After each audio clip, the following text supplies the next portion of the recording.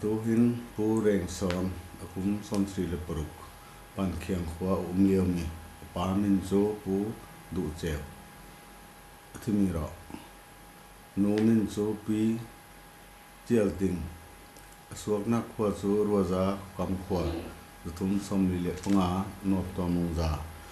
suak mi si tu hin bom ni kan phung kan dung lai kan culture thu kan thao ve ro mi thai kum da nak ding han la ska la slu lam la mi ong kan sak pek la